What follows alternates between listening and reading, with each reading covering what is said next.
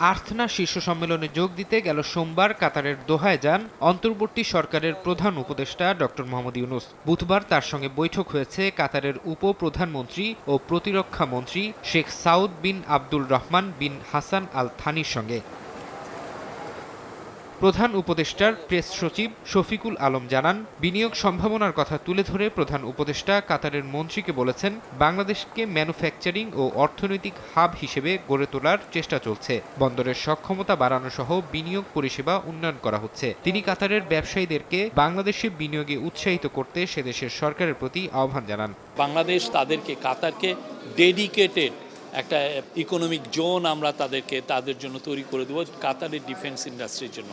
কাতার খুবই সিরিয়াস এই বিষয়ে, তারা আসলে এটা নিয়ে কাজ করছে এবং উনি এটা জানালেন। ওনারা খুবই ইন্টারেস্টেড বাংলাদেশে এবং কাতার অনেক জায়গায় ইনভেস্ট করছে, বাংলাদেশকে তারা সিরিয়াস লোকেশন হিসাবে দেখছে। কাতার ৩ বছর পর পর বাংলাদেশ থেকে ৭২৫ জন করে সেনা সদস্য নেবে। প্রধান উপদেষ্টা কাতারের উপ-প্রধানমন্ত্রীকে এই সেনা সদস্যের সংখ্যা বাড়ানোর অনুরোধ করেছেন বলে জানান শফিকুল আলম। কাতার মিলিটারিতে বাংলাদেশের থেকে যাতে ট্রুপস নেয়, অলরেডি আমরা তো অ্যাকসেপ্টেন্স পেয়েছি। আমরা প্রেস রিলিজ দিয়েছি যে তারা প্রায় ৮০০ জনের মতো ট্রুপস নেবে। চিফ অ্যাডভাইজার ওই মিটিংয়ে তাকে বললেন যে তারা যাতে আরও বেশি নেয় সামনে, এবং ওনার তরফ থেকে এক ধরনের আমি বলবো যে উনি বলেছেন যে উনি দেখবেন এটা।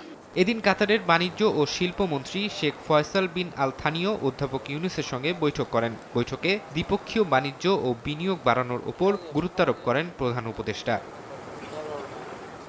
দোহায় প্রফেসর মোহাম্মদ ইউনূসের সঙ্গে কথোপকথন একটি রূপান্তরিত বিশ্বে যুব নেতৃত্বকে শক্তিশালীকরণ শীর্ষক একটি অনানুষ্ঠানিক কথোপকথনে অংশ নেন প্রধান উপদেষ্টা।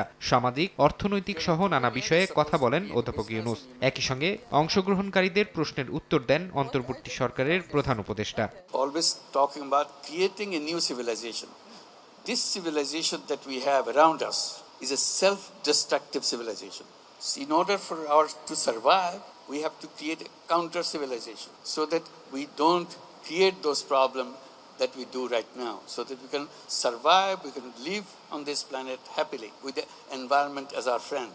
Don't destroy it, protect it. খ্রিস্টানদের প্রধান ধর্মগুরু পোপ ফ্রান্সিসের অন্ত্যেষ্টিক্রিয়ায় যোগ দিতে শুক্রবার দোহা থেকে রোমের উদ্দেশ্যে যাত্রা করবেন প্রধান উপদেষ্টা ডক্টর ইউনূস। ফরহাদ চৌধুরী, সময় সংবাদ।